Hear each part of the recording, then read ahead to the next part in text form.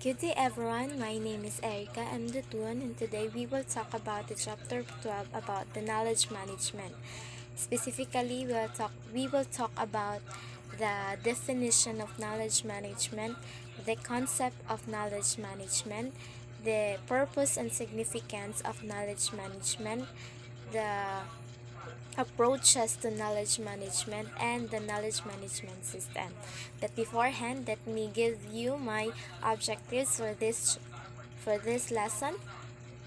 At the end of the lesson, the student will be able to number 1 discuss about knowledge management, number 2 to discuss also the concept of knowledge management, number 3 to explain the purpose and significance of knowledge management, number 4 to identify the approaches to knowledge management, and number 5 to apply knowledge management in real life situation as a student. Now, what is knowledge management? Before we will talk the knowledge management, the word knowledge management, let me give you the meaning of each word according to the dictionary from Oxford Language.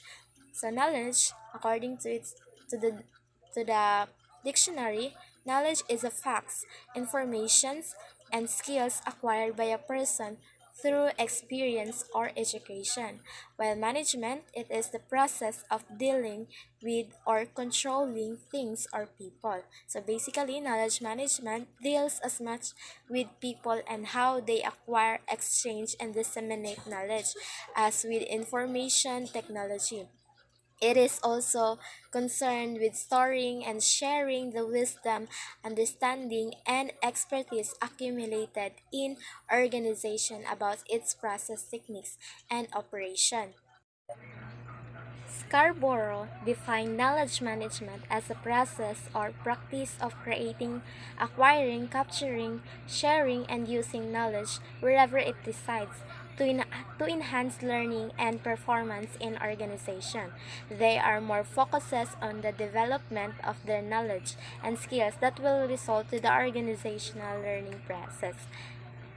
While Tan defined knowledge management as the process of systematically and actively managing and leveraging the source of knowledge in an organization. Well, knowledge involves transforming knowledge resources by identifying relevant information and then disseminating it so that learning can take place.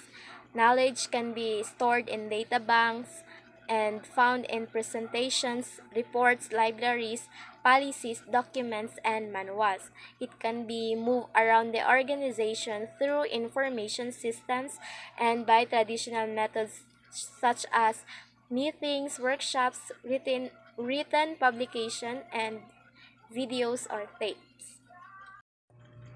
So now let's go to the concept of knowledge, where the concept of Kyle to the knowledge management is knowing how and knowing that.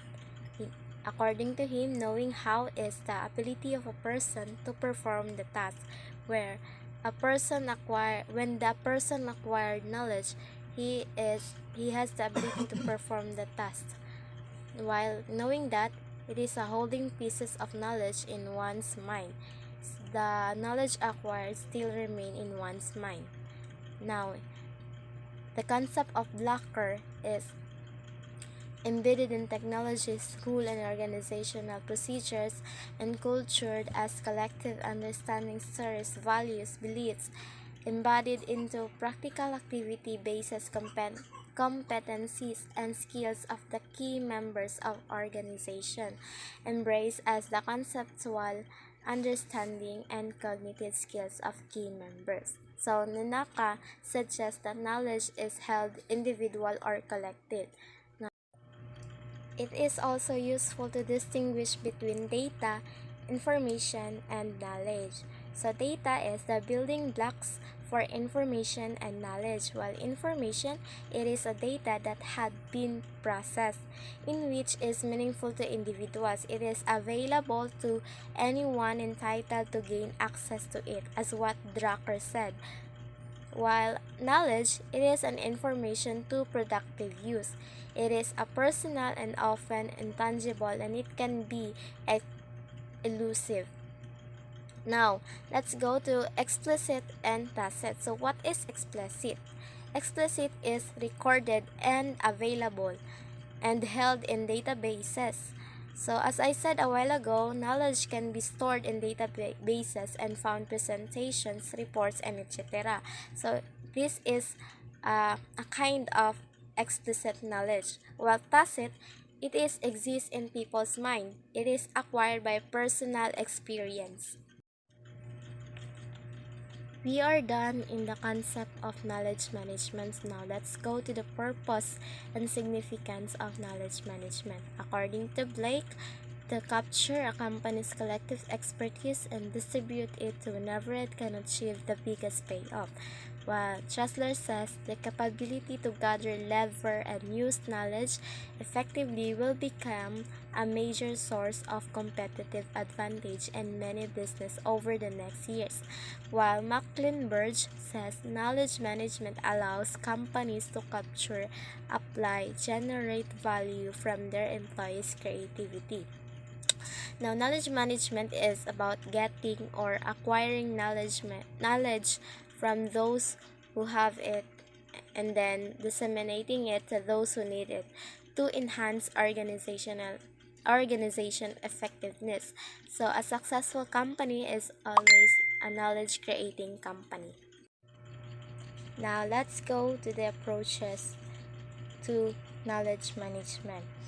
So, there are three approaches. First one is the codification and personalization. According to Hansen, there are two approaches under codification and personalization. So the first one is the codification strategy.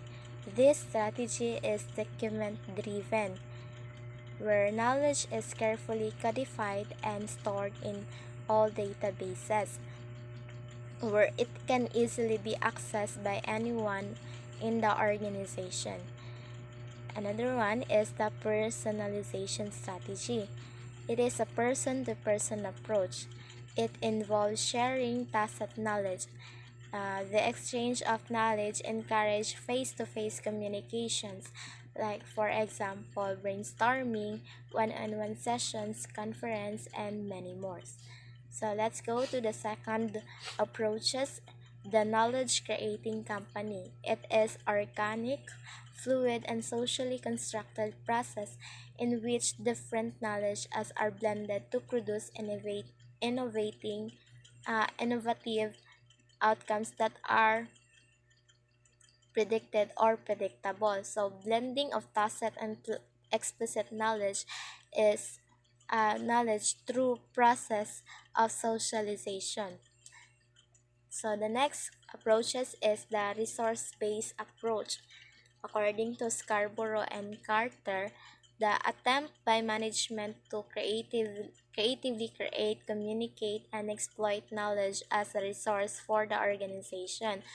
They suggest that this attempt has components, three components, which is the technical, social, and economic. In technical terms, knowledge management involves centralizing knowledge that is currently scattered across organization and qualifying tacit forms of knowledge, while social and political is knowledge management involves collectivizing knowledge so that it is no longer the exclusive property of individual or group. While in economic terms, knowledge management is a response by organization to the need to intensify their creation and exploitation of knowledge. We are now in the last subtopic of chapter 12, which is assigned to me, the knowledge management system. Knowledge management system can aid in the updating of materials, assisting customers and seeking answers on their own. managing knowledge access and permission among user groups. It is useful tool for both small business that are just getting started and large corporations that needs to reach out to a wide range of people. So according to Ruggles, of his survey for 431 US and Europeans, he found out that the following systems were being used: creating an intranet 47%, creating data warehouses, large physical databases that hold into from a wide variety of sources has 33%, using a decision support system which combine data analysis and sophisticated models to support non-routine decision-making has 33%, while using groupware information communication technologies such as email or Lotus Notes discussion bases to encourage collaborating between people to share knowledge. It has 33%, creating networks and communities of interest or practice of knowledge works to share knowledge 24%, and lastly the mapping sources of internal expertise by, for example, producing expert yellow pages and directories of communities has 18%. For the summary, we discussed the definition of knowledge management, where it is the process of creating, acquiring, and sharing knowledge in an organization. We also discussed the concept of knowledge management, where we talk here the explicit and tacit knowledge, and knowing how and knowing that. And we also discussed the purpose and significance of knowledge management, the approaches to knowledge management, and the knowledge management systems. So, in conclusion, a set of process for creating, sharing, transferring, and applying knowledge in organization is known knowledge management because knowledge has become a fundamental productive and strategic asset in today's digital economy, as well as potential sources of competitive advantage. Businesses are require knowledge management programs. So the ability to develop and manage knowledge accounts for a significant portion of a company's worth. Knowledge management enhances an organization's ability to learn from its surroundings and apply knowledge into its business operations, promoting or organizational learning. For the application, transfer of learning is the term to apply what has been learned in one situation to another in a different context. This kind of expansion could take place within a single class during school year, when what is learned about one problem is applied to another, to other and future classes, to home situations and from work situation. Knowledge management can be very helpful along the way of my journey as a student, in which gaining knowledge through any approaches of knowledge management will have a big help to me to achieve success, just like storing the knowledge I've gained from my professor to some devices such as notebooks and etc., then also sharing it to others, especially to my fellow classmates or any person I encounter with. As said, knowledge management is a key source of organization success. Well, it can be my success too if I've managed the knowledge properly. And so, for my reference, this is my reference. I took the information from uh, the article of Michael Armstrong. And for the acknowledgement, I would like to thank God for giving me the life and the strength, and also to my family, friends, and classmates who have been supported me in my studies, and to my professor, Sir Sipolbida Wilborn, And I think that would be all. Thank you for listening, and God bless.